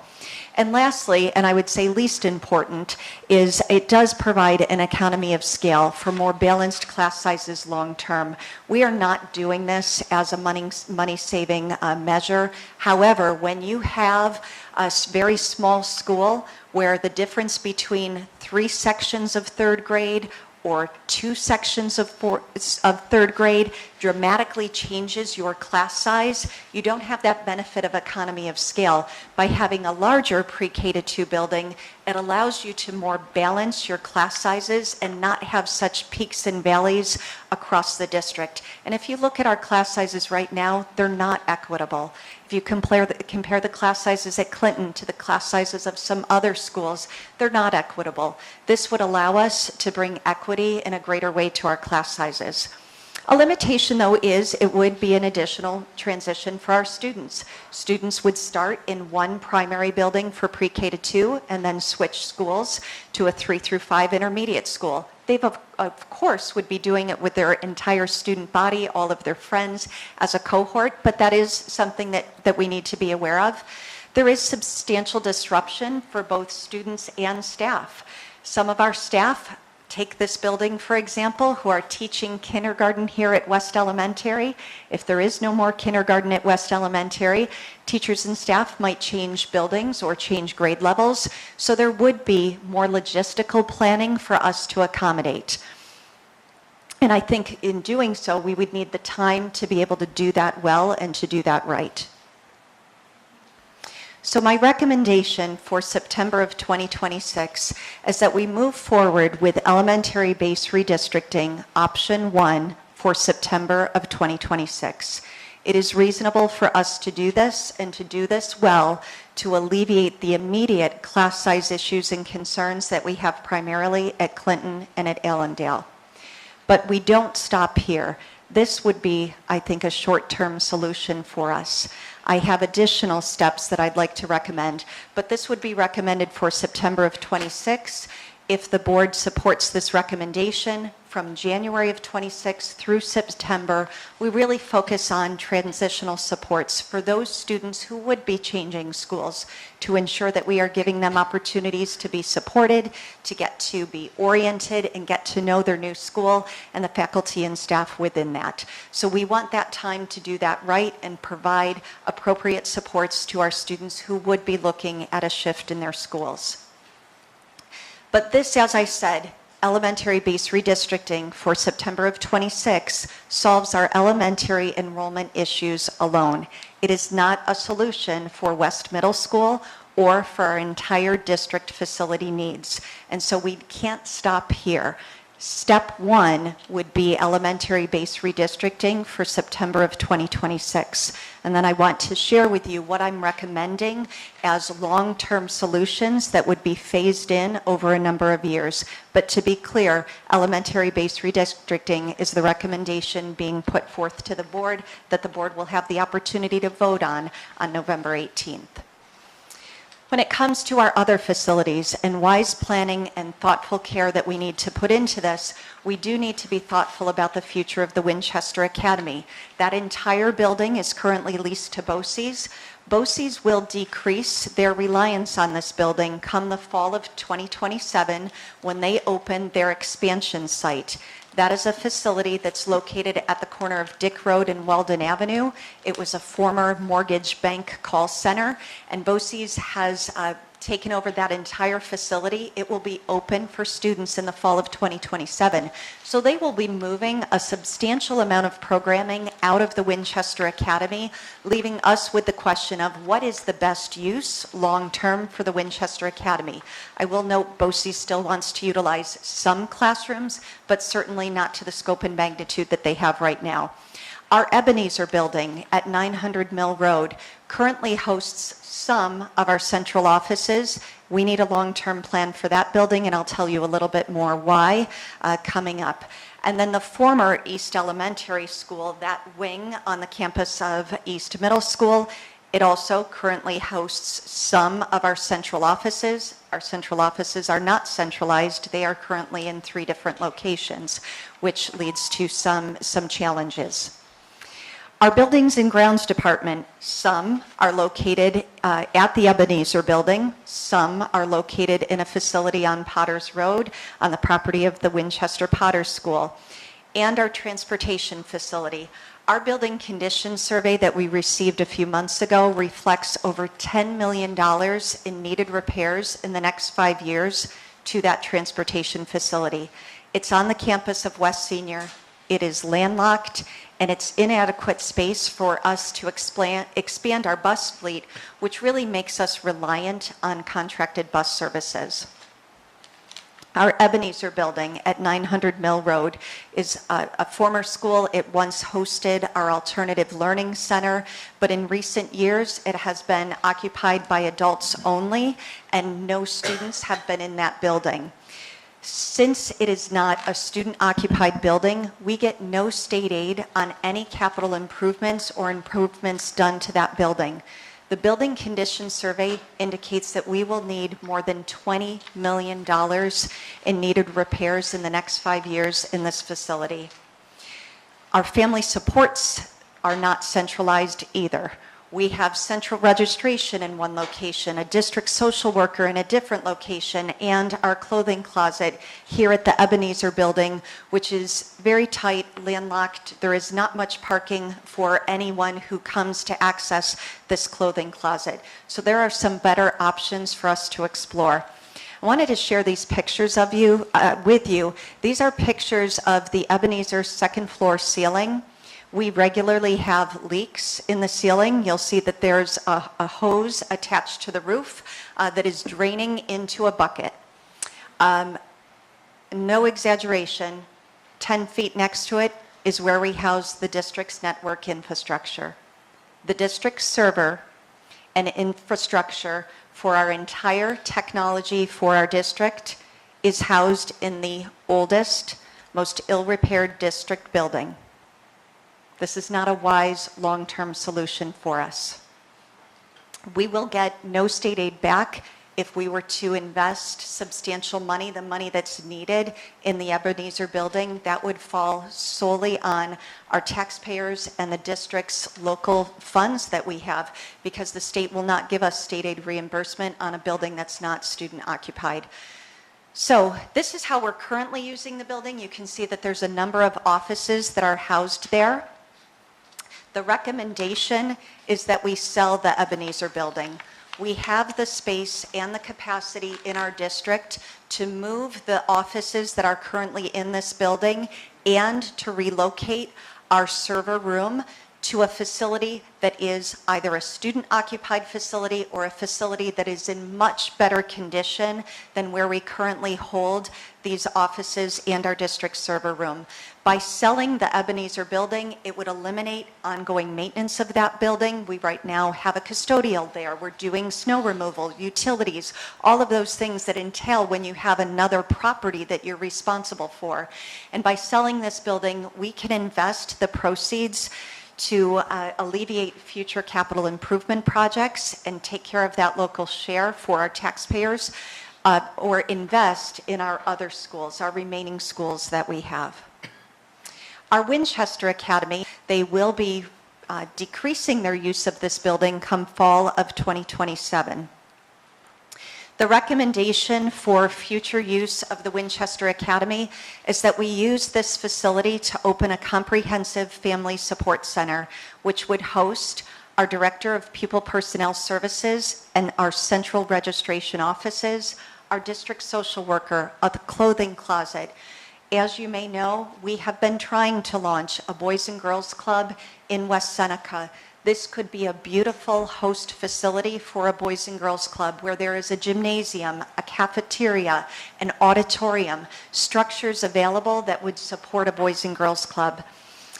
There's other things that we have on the horizon that we want to do to support our families and the growing needs that our families have. things like having vaccination clinics, partnering with the UB School of Dentistry, having parenting classes. There are opportunities that we could have to truly provide comprehensive support for our families and the changing demographics, and the Winchester Academy could be a great solution and great location for this. I am still recommending, however, even though much of this building would be devoted to a family support center, that we still have students occupied in this building, still maintaining a lease to BOCES. They've expressed an interest in having approximately 6 to 8 classrooms that could be held at the Winchester Academy, because it's critical that we keep students in this particular building so that we get state aid on any future maintenance and improvements that we need to make. Our buildings are aging, and so replacing of roofs and sidewalks and windows and HVAC and boilers, these are things that we have to be prepared to respond to. And the most financially prudent way to do this would be to keep some student use and occupancy in the Winchester Academy. And then lastly, the former East Elementary School, which is on the campus of our East Middle School. My recommendation is that we move central offices to one central location. It would include all of the departments that are listed there: human resources, special ed, curriculum office, technology offices, and the board conference room. We have the ability to expand that footprint beyond just that one wing where we have curriculum offices currently, and utilize available space on the campus of East Middle School. I'm also recommending that we consider having some of our directors not located in this facility, but actually put them directly with the programs that they support. So for example, our athletic director, potentially having the athletic director's office and her secretary located in one of our 2 high schools. We have the space to be able to do that. And our director of CTE academies and work-based learning, again, who pretty much solely supports our academic programs at the secondary level, to have that individual also located at a high school. These directors work directly with and support teachers and coaches on a daily basis. And so being smart about where people are located to help improve and enhance our daily operations. With this, we need to also be mindful of capital improvement projects, so we do not unnecessarily invest in buildings, and rather invest in buildings in a really smart way. I've summarized for you what the building condition survey reveals in terms of the needed repairs of our 4 pools. These renovations are in today's dollars. So let's just say hypothetically this went out to voters to improve all 4 pools in May of 2026. By the time it gets through SCD approval and we actually work on those renovations, it could be 18 to 24 months from now. So those dollars would certainly be higher at the time that we would actually be doing the repairs and the needed renovations to these pools. When you see a total dollar amount of $12.6 million to invest in our secondary pools, it certainly caused us to reflect on how are we utilizing our pools? What is their role in our phys ed program? What is our community use of the pools? Is our community actively using all 4 pools? Are our swim teams actively using all 4 pools? And we quickly found, after some analysis, that we do not need to maintain 4 pools in our school district. And so to help solve the issue at West Middle School, one of our recommendations is that we do not invest in fixing and in repairing the pool at West Middle School, but rather utilize that space to capture additional instructional space for West Middle School. Lastly, for further capital improvements, we want to look at a facility, a transportation facility, and a buildings and grounds department that would meet our needs long term. As I mentioned, our current transportation facility is landlocked at West Senior. It limits our ability to really come up with the best formula for us of how many district-owned buses and district-employed bus drivers we have versus that which we rely on contracted bus services. If we have the ability to expand our fleet of buses and get greater control over our fleet of buses, I think most parents would agree that's an enhancement in services that they would like to see. So we would like to strategically invest in our schools to maximize instructional enhancements while being financially responsible. The last thing that I am recommending that we explore are specialized high schools of choice. Specialized high schools, specialty schools, magnet schools, if you will. What I have assessed over the past year to year and a half is that we do much comparison between East and West High School. Almost keeping up with the Joneses, if you will. And I'm not sure that that model is serving us well or will serve us well fiscally long term. My recommendation is that we start to tear down this great divide that divides East and West and allow our students choice and opportunity to go to a school that has specialized programs and specialized learning environments to best meet their needs. It is strategically aligned with New York State's Portrait of a Graduate and Pathways to Graduation and would be a smart investment. So what might this look like? Well, for example, one of our schools may become a STEM specialty school that would host our Life Sciences Academy, our Engineering Academy, our Digital and IT Media Academy, and we can invest and have a state-of-the-art STEM facility for those students that are accessing those classrooms and those programs. On the other side of town, we could explore a school that specializes in the visual and performing arts, where we invest in the spaces there to allow innovative spaces like recording studios where students can record music and podcasts and have innovative spaces where we're not saying, well, if this school has a recording studio, this school also needs a recording studio. No, that's probably not the best use of our taxpayer dollars, but rather invest in our schools differently. They are unique. They are different schools, and we can embrace and celebrate that and allow our students the opportunity to have choice as to which school they attend. Both high schools, of course, would provide a New York State diploma and rich educational experience, but we already have a great number of students who travel during the day to access their academy program or to access a class that's only offered on one side of town. We have students doing that quite regularly already, and we're trying to provide facilities and academic programs in the same way in both schools. And I'm suggesting that we look at this with fresh eyes and possibly with a different way to approach this that in the end will serve our students better. So next steps. Following my presentation and recommendation to the board tonight, we are launching a public comment period that will go through the end of the month. We have a thought exchange set up where we will be able to take feedback on the presentation for those watching it live tonight. You'll be able to access this immediately. We intend to put the recording of this presentation out to our stakeholders tomorrow via email with a link to the thought exchange so that we can gather public comment on this prior to the board taking action, which is anticipated at the November 18th meeting. Additionally, next steps. We move strategically towards vacating the Ebenezer building and working to sell that property.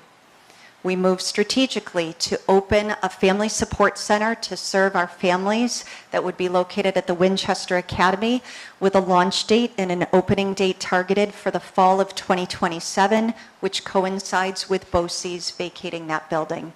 And we continue to study and move toward implementing a potential new site for our transportation and buildings and grounds, that we continue to look at the pre-K to 2 and 3 to 5 elementary configuration and specialized high schools.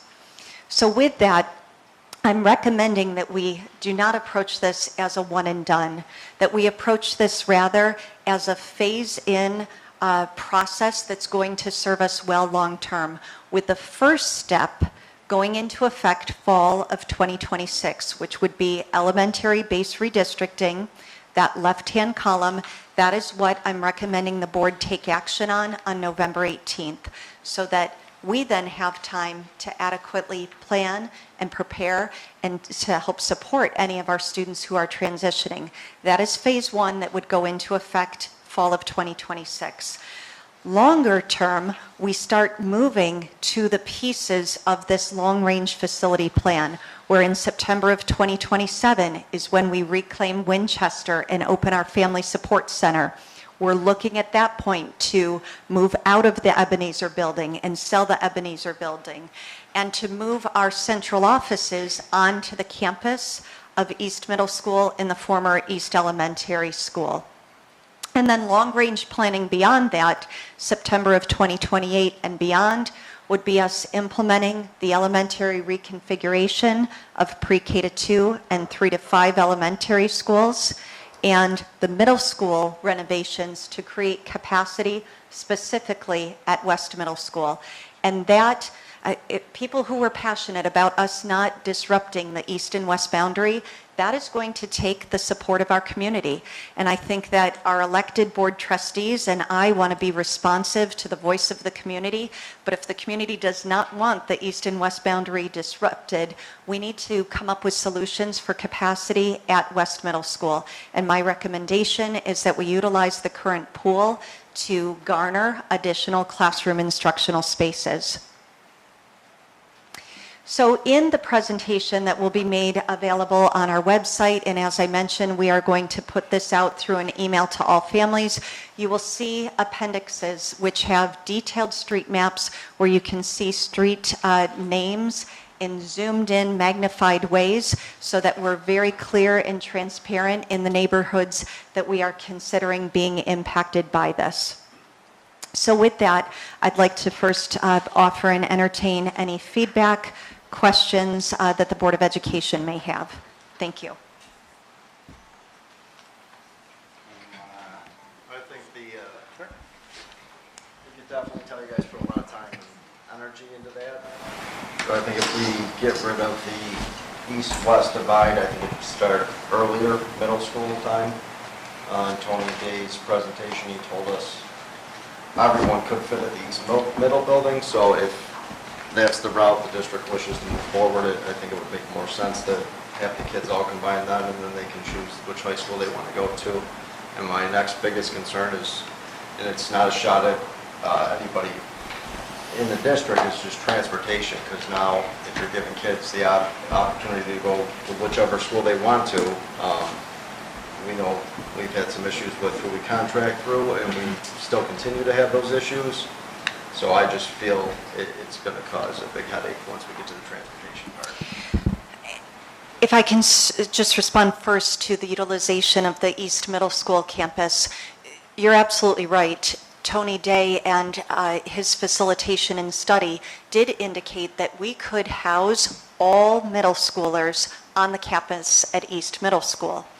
But what that did not account for is our desire to sell and vacate Ebenezer and a plan for the Winchester building. So while it is feasible, almost like the pulling out of fifth grade from Northwood and Clinton, we can do it, but what is the ripple effect and what is the impact on the other district facilities, which is why this is complex and complicated because of the interconnectedness that we have of our facilities. If all middle schoolers go to the East Middle School campus, then what at West Middle School? You know, potentially that could be district offices, but we have a bond on that building right now and it needs to be student occupied.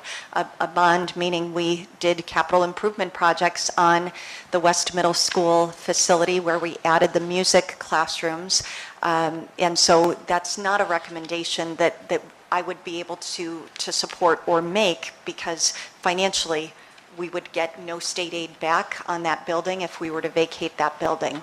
And then I think lastly, which I would need to explore, is what is the impact on having a very large middle school, a middle school that's over 2,000 students, and is that the model that we want? So while it may be viable, is that really what we envision is best for our students, a middle school of 2,000 students? So just things for us to consider, and why I would not make that recommendation, but you're right, numerically it could work. Jeremy mentioned transportation, so could you speak to transportation at the elementary, just because we are kind of talking the long-term, long-range, what would that look like if we did go to that pre-K through 2, 3 to 5 model? Sure. If I can use Clinton and Northwood as an example, I'm sure for most families, it is most convenient if all your elementary kids get on the bus at the same time, rather than juggling 2 different pickup times for your 2nd grader versus your 4th grader. So our initial review of this and what we believe would be the most prudent solution and viable solution would be that we send the bus into the neighborhood at the same time, picking up all kindergarten through 5th grade students in that neighborhood. So if it's a family who has a 1st grader and a 4th grader, their children would all get on the bus at the same time, and then the bus would drop off at school A, which may be Northwood, and Northwood would have a start time that's 10 minutes earlier than Clinton. So the bus would first drop off at school A, Northwood. The older students would get off the bus at school A, and then the younger students would stay on and go to Clinton, and they would have a start time 10 minutes later. We would do that in reverse in the afternoon. And whether it's the pre-K to 2 building that starts first or the 3 to 5 building that would start first, we would obviously work through those details. But I think the big takeaway for parents that I would want to underscore is that in that vision, it's all your elementary kids get on the bus at the same time. One school starts about 10 minutes earlier than the other school, and the same at dismissal. Yeah, great question, because I think that would be a hardship for families to try to juggle multiple pickup and drop-off times. Anything else? Anyone have anything they want to discuss at this point? Questions or bring something up? Well, I know we have brought most of our special ed kids back to this building, so this would allow the opportunity, more classroom space for them possibly to be in their home school.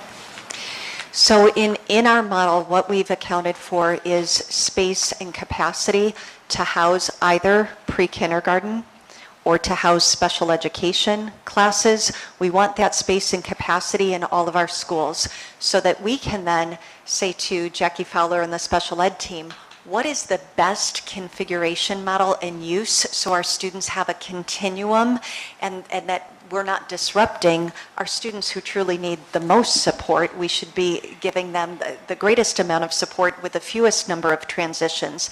But as I said in my opening, currently our special ed classes seemingly have gone where there is space, instead of it being a thoughtful and intentional plan on where we put special ed classes.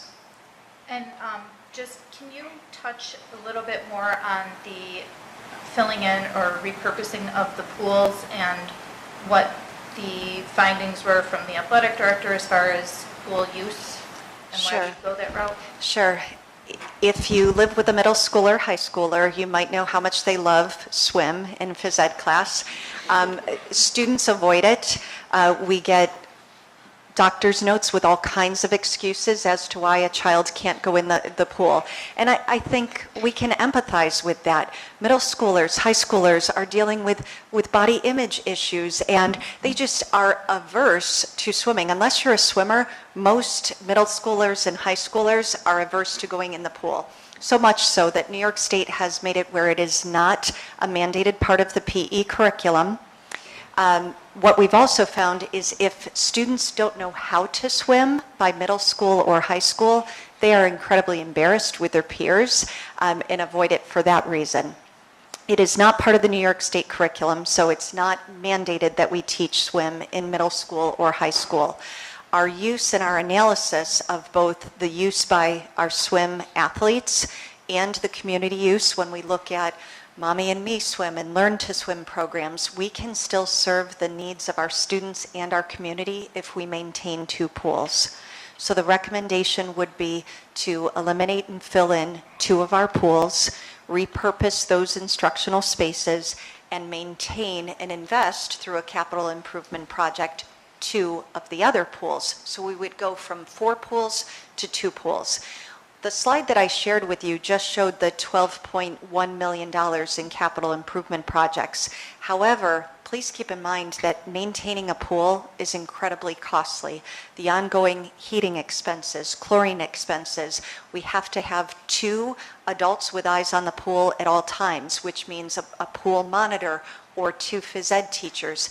It is a very costly way to deliver a phys ed program. And so the recommendation from our discussion at the Facilities Committee is that we fill in and eliminate both the West Middle School pool and the East Middle School pool and look at utilizing those spaces, which is over 4,000 square feet, for STEM, technology, art, STEAM kinds of classes. Based on their location, it would be, I think of West Middle, for example. It's just near the gymnasium. Probably not a great location for a library, but it could be a great location for technology classrooms or art classrooms. So that's what the Facilities Committee is discussing and working on ultimately what will be a final recommendation to the board for our facilities. And just to kind of follow up on that, so no student athletes would be impacted. They'd still have swim team available even at the modified level, though there's no pool at the middle schools. Correct. I want to piggyback on that, being part of that committee. The 12 or so million dollars that would have to be, if we kept all 4 pools, that's not to expand, remodel, make them beautiful, put in all sorts of that's literally just to keep using them. And that's, so there's the ongoing expenses every year, but that money has to be spent in order to keep those pools open. It's not something where we're looking on the bleachers or a viewing center.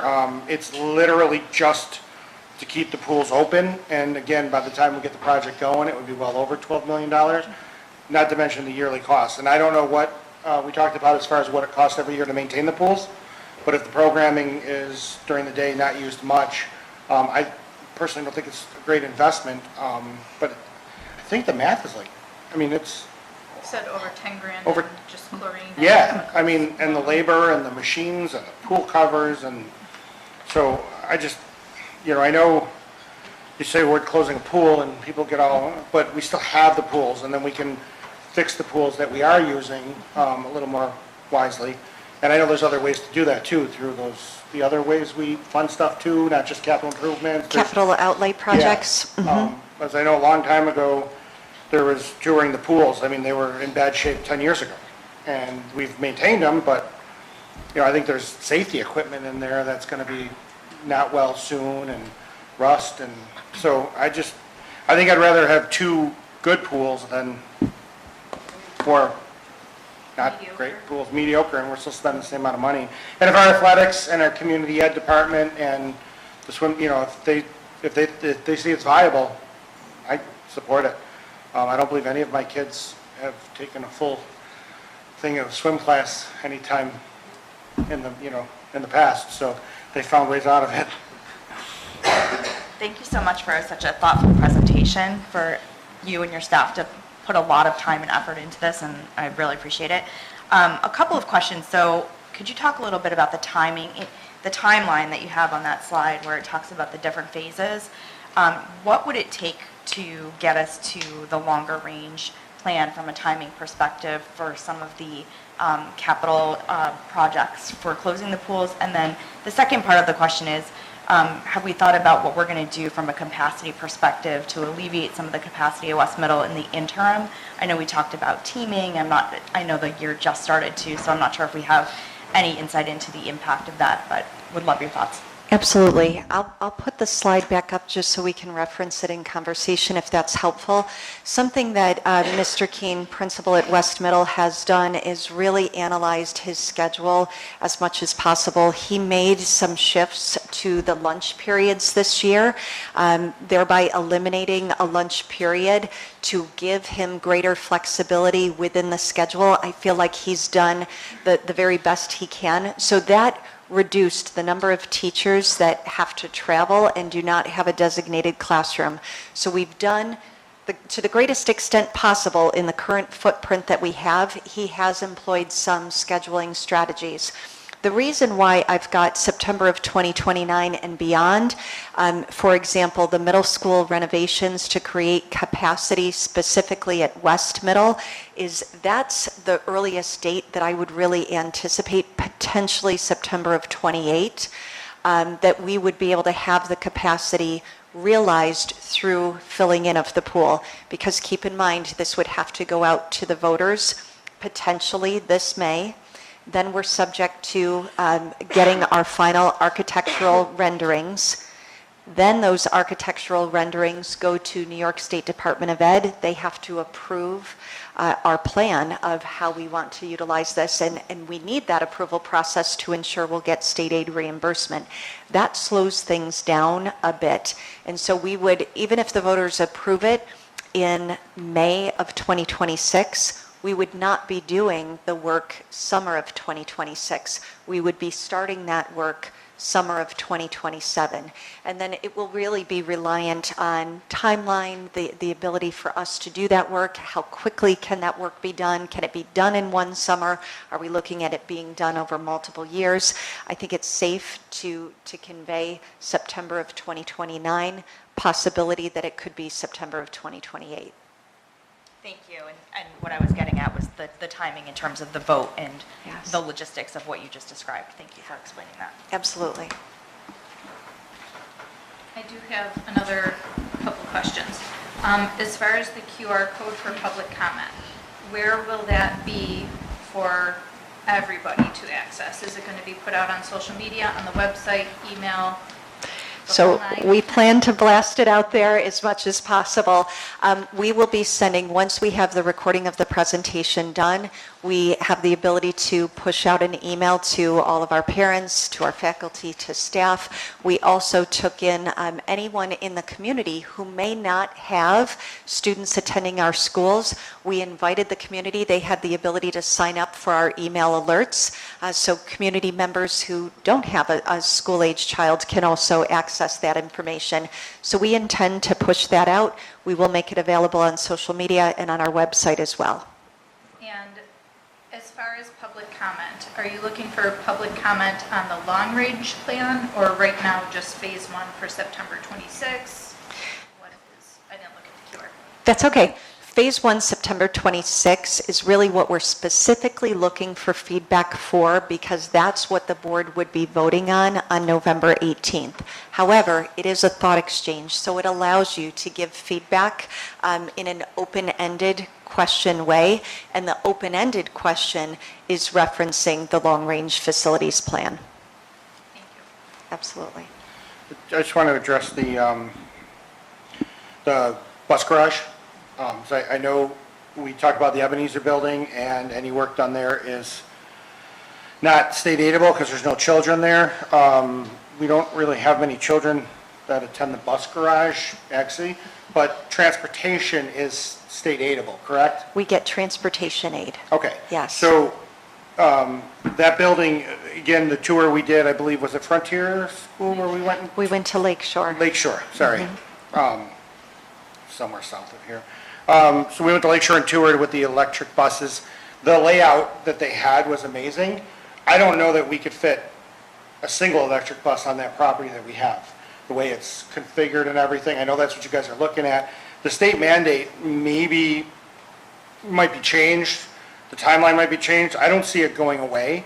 I actually did see some benefits to electric buses, maybe not, everything's perfect, but I saw some really positives to it. So if we're making use of that building in a different way, clearing up some space at West and getting a functional bus garage that's even safer for buses on site and refueling and being able to better utilize the way they park and everything, I think it's a great idea, especially if it's state aidable. So I definitely like looking into the options there. And certainly, the good point said, I think we know that the zero emission bus mandate is something that's controversial.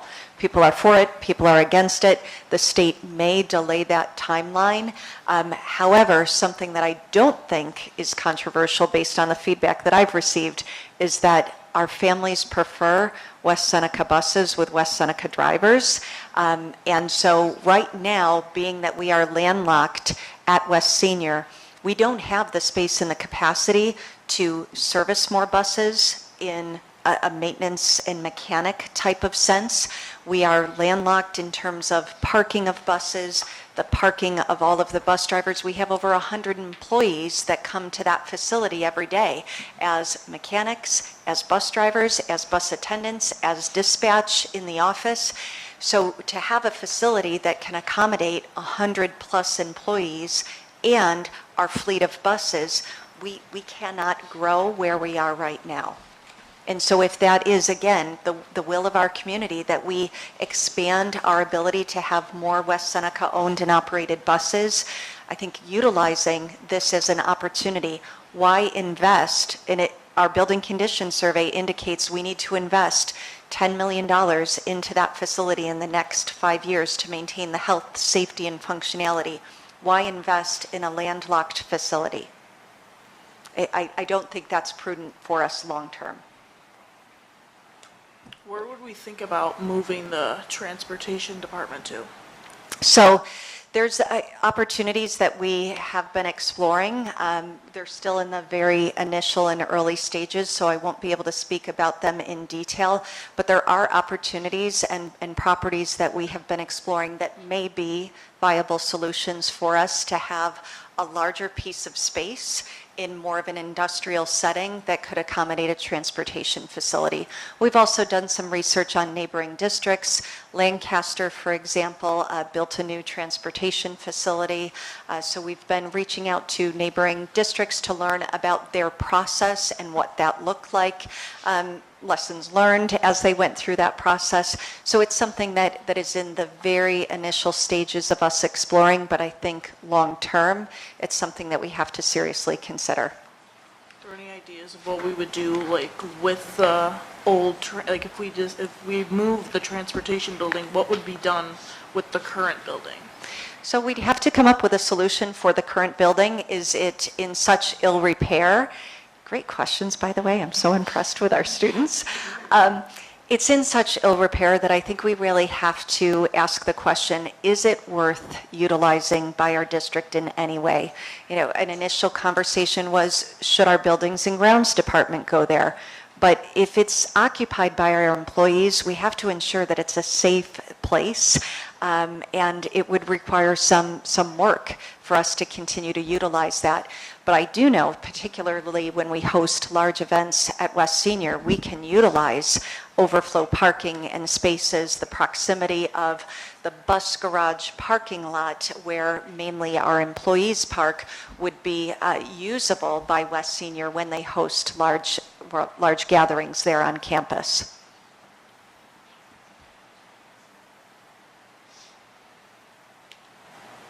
Anything else? Anyone want to talk about anything? Cal, you look like you got a whole bunch of stuff going on there. Nothing right now. How many years you got left? One? 1.5? 1.5. Sorry, you won't get to paint a parking spot in the new area over there. Anything else? I just want to go on record as I've always thought we should be looking at one high school because of the declining population, or what I thought would be a declining population. I don't know, the more I've learned over the last few years and the more I've talked and throw out the ideas of what would you call a magnet school or specialized high schools. My whole idea was saving money, not necessarily forcing everyone to one building. And if we're utilizing them that way, I love the idea, especially if we can focus on, again, we love our sports complexes, we love our science rooms, but we built these new rooms and we do it on both sides, but then we have classes that are not necessarily full on each side of town. So if we have like the STEM or the, I'm guessing, because I've heard the principals and everyone talk about it, is it could be like a morning session or an every other day session. There's ways to get it where kids aren't just driving all over town. And then the one idea you're talking about with the picking up of the elementary school kids, I'm very confident in our transportation department and you and them to come up with ways of getting the kids to the proper schools. I mean, I think it's absolutely something to look at, and I would, instead of pushing for, say, a consolidated high school, I would love to kind of wrap my hands around that. And for 10 years, I've said the exact opposite, but just spending the time with the committees and seeing what those ideas are, I like it. I don't want to hurt programs. I don't want to hurt sports. Like if we have 2 football teams or we have 2 musicals going on, I'm sure there's ways to work through all that. I mean, just because one school might be a focus on that doesn't mean, things have to stop at both schools. So I really like the idea that it's going in. And so just want to let everyone know that. And I just wanted to thank you, Lisa, for that was a lot of information to take in from all of the stakeholders and their feedback, and clearly the research was done, and I think for the first time as a parent and a resident and taxpayer, this is a long-range plan that we can get behind, knowing where the money is planning to go versus we just spent it here and now we're closing something or moving someone. So I really appreciate especially the phases that you have on this slide that the community can take a look at and submit their feedback for us to review in a couple weeks. Thank you. Anything else? We'll move on to 14. We will go to our public comments. I believe the last time we checked, the sign-up sheet was not signed up, but that doesn't mean we can't have anyone come up and speak. So I will read my little wording one more time. The board will now entertain public comment for 30 minutes, with each speaker given 3 minutes. When called, please step up to the podium and state your name and address. Please be respectful in your comments and do not divulge any personal or confidential information. Is there anyone here who would like to come up? Sir, come on up.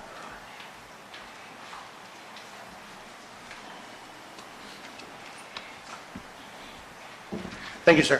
Thank you. Kenneth Thompson, 109 Tudor Boulevard.